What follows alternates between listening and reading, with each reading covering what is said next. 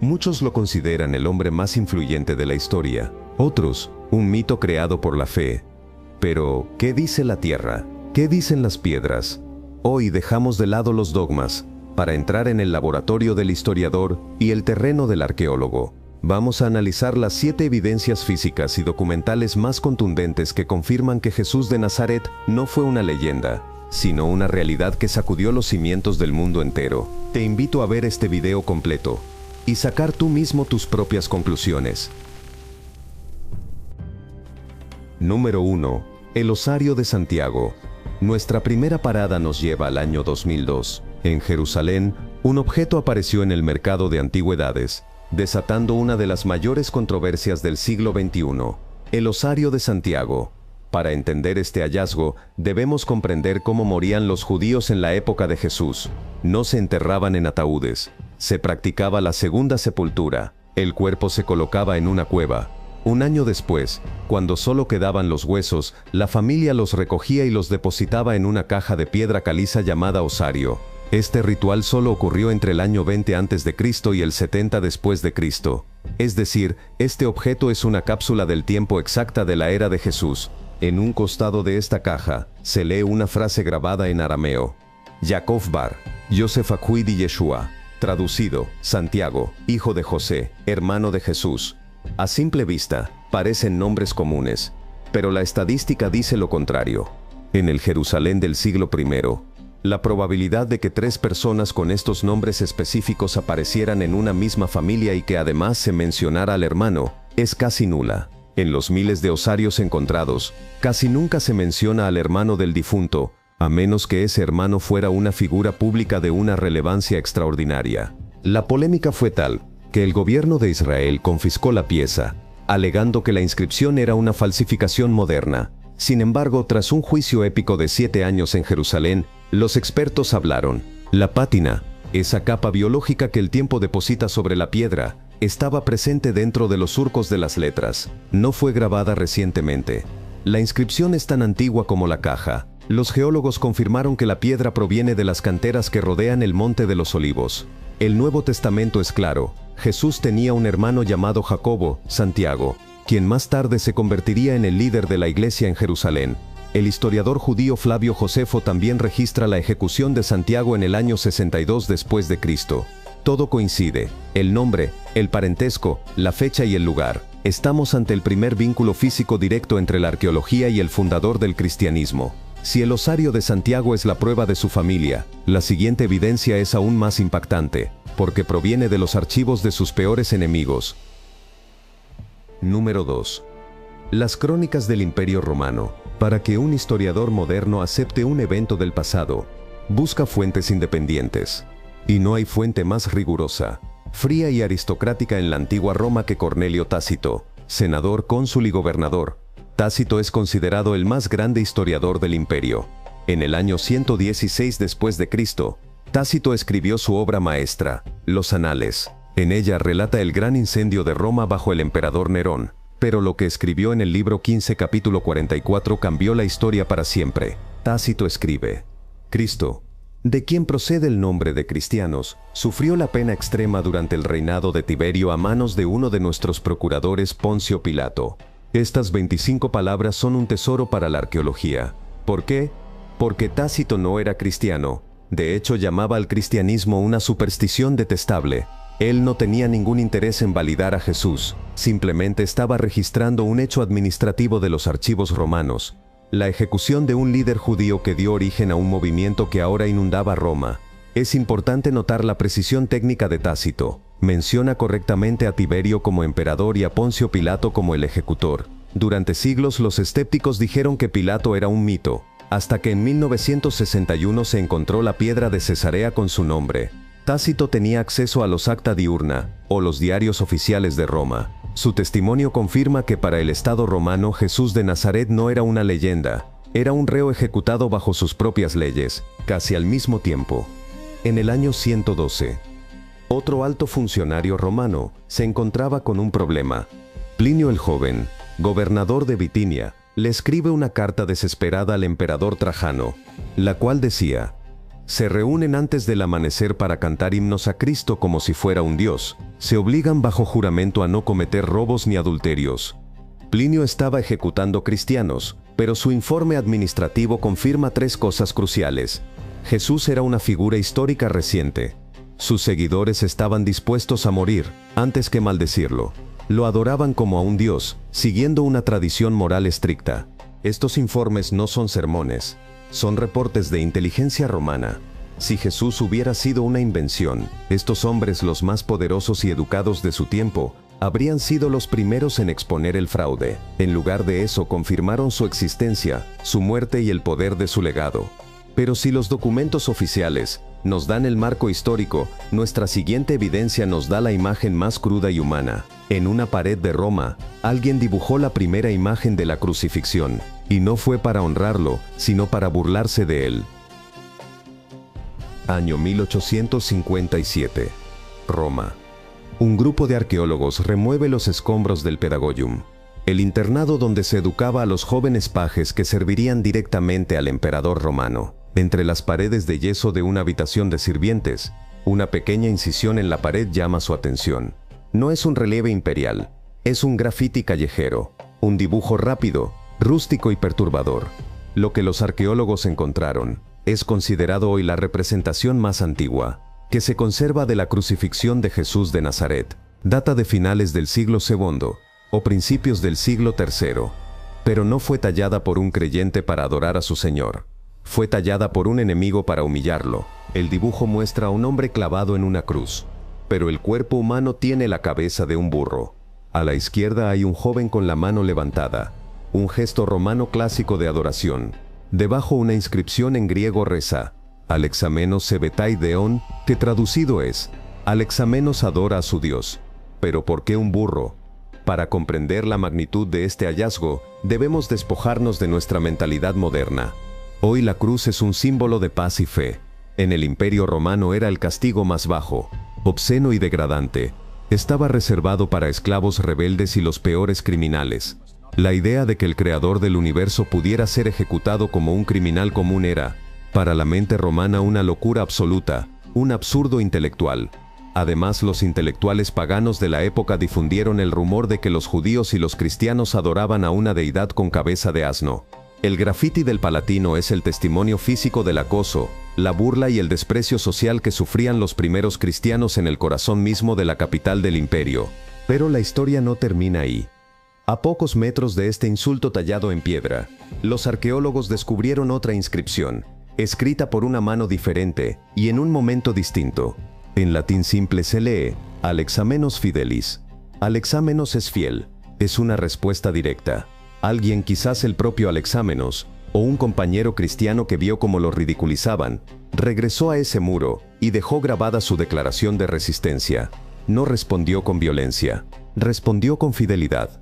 Para la arqueología histórica, el grafito de Alexamenos es una prueba monumental. Demuestra que para el año 200 después de Cristo, Jesús de Nazaret era una figura histórica indiscutiblemente asociada a la crucifixión. Su adoración como Dios ya se había infiltrado en las esferas más altas de Roma, llegando incluso a los sirvientes del palacio del César. El mensaje de la cruz era tan real que generaba una violenta reacción cultural. La fe de Alexamenos sobrevivió a la burla de sus compañeros de escuela. Pero, ¿cómo celebraban su fe los cristianos cuando no estaban bajo la burla pública? ¿Cómo eran sus iglesias antes de que existieran las grandes catedrales? Año 2005. En el valle de Jezreel, al norte de Israel, una expansión de la prisión de máxima seguridad de Meguido reveló algo que nadie esperaba. Bajo el suelo donde caminaban los reclusos, los arqueólogos desenterraron una cápsula del tiempo del año 230 después de Cristo. No era una casa común ni un cuartel militar. Era el centro de oración cristiano más antiguo jamás encontrado. Lo que hace a Meguido especial es su suelo, un mosaico de una belleza técnica impresionante, perfectamente conservado bajo las capas de la historia. Pero no es solo arte, es un documento teológico grabado en piedra. En el centro del mosaico, vemos 2 peces. Hoy nos parece un símbolo común, pero en el siglo III era un código de supervivencia. La palabra griega para pez es ictis. Para los iniciados, esto era un acróstico. Este hallazgo confirma que, mucho antes de que el cristianismo fuera la religión oficial del imperio, Los creyentes ya tenían una identidad visual definida y centrada exclusivamente en la figura histórica y divina de Jesús, pero la prueba definitiva está en las inscripciones. Una de ellas menciona a una mujer llamada Akeptus, una benefactora que pagó de su propio bolsillo la mesa de comunión del lugar. La inscripción dice: Akeptus, amante de Dios, ofreció la mesa a Dios Jesucristo como memorial. Deténganse un momento en esas palabras: Dios Jesucristo. Este mosaico fue creado en el año 230. Esto es casi un siglo antes del famoso Concilio de Nicea, donde los críticos afirman que se inventó la divinidad de Jesús. Megiddo es la prueba física, arqueológica e irrefutable de que los cristianos primitivos, en medio de la persecución, ya confesaban abiertamente que el hombre de Nazaret era Dios. Además, el mosaico menciona a un centurión romano llamado Gayano, quien también financió la obra. Esto nos dice algo impactante: la fe en Jesús era tan real y convincente, que incluso los oficiales del ejército que lo habían ejecutado, ahora estaban dispuestos a dar su fortuna y su carrera por seguirlo. Megiddo nos muestra una comunidad vibrante, con hombres y mujeres de poder adorando a Jesús en secreto. Pero, ¿qué pasaba con aquellos que no creían? ¿Cómo se filtró el nombre de Jesús en el oscuro mundo de la magia y los hechizos antiguos? Viajaremos a las arenas de Egipto para descubrir el nombre de Jesús en un lugar prohibido. Mientras los cristianos adoraban en secreto en lugares como Megiddo, en las sombras del Imperio Romano existía otro mundo, el de la magia negra, los exorcismos y los hechizos prohibidos. Para el siglo II y III, el Valle del Nilo en Egipto se había convertido en el epicentro de una extraña mezcla de religiones. En el siglo XIX, los arqueólogos descubrieron en las arenas de Egipto una colección de manuscritos conocidos como los papiros mágicos griegos. No eran Biblias, ni libros de historia. Eran manuales de recetas espirituales usados por magos paganos para invocar poderes sobrenaturales. Pero lo que los expertos encontraron dentro de estos textos ocultistas fue un shock para la ciencia histórica. Entre nombres de dioses egipcios como Osiris y deidades griegas como Apolo, apareció un nombre que no debería estar ahí: Jesús. El papiro PGM VII, datado entre los años 150 y 200 después de Cristo, contiene un hechizo específico para expulsar demonios. Lo fascinante es que el mago que escribió esto no era cristiano. Para él Jesús no era su salvador, era una herramienta de poder. El texto dice textualmente: «Te conjuro por el Dios de los hebreos, Jesús». Deténganse a pensar en la implicación histórica de esto. Apenas 100 años después de la crucifixión, la fama de Jesús como alguien que tenía autoridad sobre el mundo espiritual era tan grande que hasta sus enemigos y los magos paganos intentaban robar su nombre para sus rituales. Esto coincide de manera asombrosa con el libro de Hechos en la Biblia, capítulo 19, donde se narra que unos exorcistas ambulantes intentaron usar el nombre de Jesús sin conocerlo. El papiro PGM VII es la prueba arqueológica de que ese fenómeno ocurrió realmente en la historia. Muchos críticos dicen que los cristianos inventaron los milagros de Jesús para ganar seguidores. Pero la arqueología nos dice algo diferente. Si los milagros de Jesús hubieran sido una invención tardía de la Iglesia, ¿por qué un mago pagano en el desierto de Egipto, que no tenía ningún interés en el cristianismo, usaría su nombre en un ritual privado apenas unas décadas después de su muerte? Los historiadores llaman a esto criterio de atestación múltiple y divergente. Cuando un dato aparece en fuentes que se odian entre sí, el dato es casi con seguridad real. El papiro mágico demuestra que el impacto de la vida de Jesús en Judea fue tan explosivo que cruzó fronteras, idiomas y religiones en un tiempo récord. Para los magos del siglo II, Jesús no era una leyenda, era una fuerza de la naturaleza cuya autoridad espiritual era un hecho aceptado en todo el Mediterráneo. Pero si los magos usaban su nombre por poder, había otros que guardaban sus palabras como el tesoro más grande de sus vidas. Ahora descubriremos el Evangelio perdido de las arenas de Egipto, un fragmento que nos revela un diálogo de Jesús que estuvo oculto por 1800 años. Prepárense para conocer el papiro de Oxirrinco. A finales del siglo XIX, dos arqueólogos de la Universidad de Oxford llegaron a una ciudad olvidada en el Medio Egipto llamada Oxirrinco. No buscaban pirámides ni oro, buscaban algo más valioso: papel. Oxirrinco había sido una capital administrativa romana, y durante 1000 años sus habitantes arrojaron sus documentos, cartas y libros a los vertederos del desierto. El clima seco de Egipto hizo el milagro, preservó lo que en cualquier otro lugar se habría podrido. Entre millones de fragmentos de recibos de impuestos y listas de compra, emergió un trozo de papiro minúsculo, escrito por ambos lados con una caligrafía diminuta y elegante. Era el papiro de Oxirrinco 840. Este papiro, datado alrededor del año 150 al 200 después de Cristo, contiene un relato que no está en los 4 evangelios de la Biblia. Describe a Jesús caminando por el templo de Jerusalén, en un área llamada el lugar de la purificación. Un alto sacerdote llamado Leví se le acerca y lo reprende por estar allí sin haberse lavado ritualmente. Y según el texto, Jesús le responde: «Ay de vosotros, ciegos que no ven, vosotros os habéis lavado en estas aguas estancadas donde los perros y los cerdos se echan de día y de noche, pero yo y mis discípulos nos hemos lavado en las aguas de la vida eterna». Lo impactante aquí no es solo la frase, es la precisión técnica del relato. El texto menciona detalles arquitectónicos del templo y rituales de pureza tan específicos que solo alguien que conoció el templo antes de su destrucción en el año 70 pudo haberlos descrito. Esto nos dice que, aunque el papiro es del siglo II, la tradición que registra es mucho más antigua, conectándonos directamente con el Jesús histórico. ¿Por qué es esto una evidencia de su existencia real? Si Jesús fuera un mito creado siglos después, no encontraríamos fragmentos de sus enseñanzas tan lejos de Israel y tan temprano en la historia. Oxirrinco está a cientos de kilómetros de Jerusalén. Que en el año 150 ya existieran libros detallados sobre sus diálogos circulando en el Egipto profundo, demuestra que el impacto de su vida fue inmediato y masivo. Este papiro es una ventana a un cristianismo primitivo, que aún conservaba recuerdos vívidos de las discusiones de Jesús.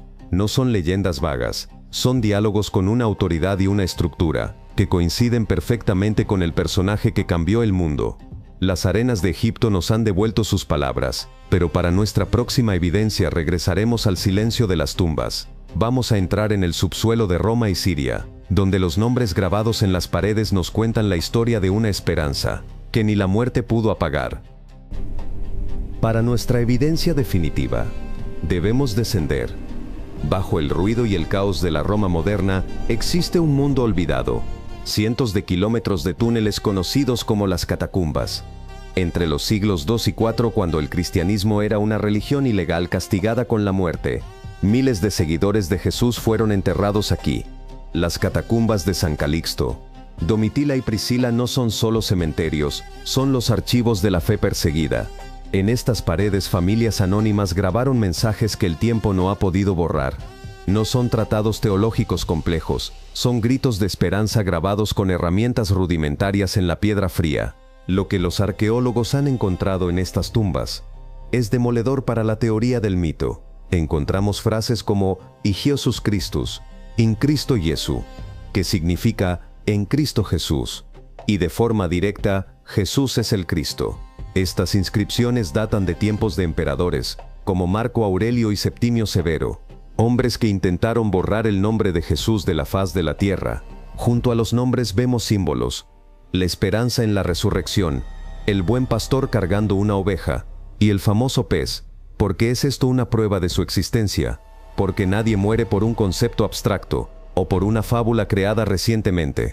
Miles de personas grabaron el nombre de Jesús en las tumbas de sus hijos y padres, prefiriendo la oscuridad de las catacumbas antes que negar la realidad de un hombre que, según sus propios abuelos, había caminado entre ellos. Pero la evidencia no se limita a Roma. Si viajamos al este, a las orillas del río Éufrates en Siria, encontramos a Dura Europos. Allí, en una casa-iglesia del año 235, los arqueólogos descubrieron inscripciones en siríaco que invocan a Jesucristo. Inscripciones como «Jesús Cristo», «Ten misericordia» o «Duerme en la paz de Jesús».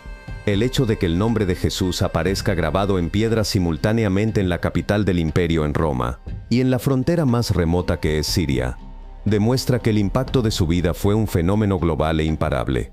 Estas lápidas no son literatura, son el registro doméstico de personas reales que trataban a Jesús como a un Señor vivo y real. A lo largo de los milenios, han existido emperadores que conquistaron continentes, filósofos que cambiaron el pensamiento y científicos que descubrieron las leyes del universo. Pero ninguno de ellos, absolutamente ninguno, logró lo que un carpintero de una aldea olvidada de Judea consiguió sin disparar una sola flecha: dividir la historia de la humanidad en dos. Hoy cuando firmas un contrato, cuando miras tu calendario o cuando celebras un año nuevo, estás reconociendo, incluso sin querer, el impacto de su vida. No decimos antes y después de Sócrates, ni antes y después de Julio César.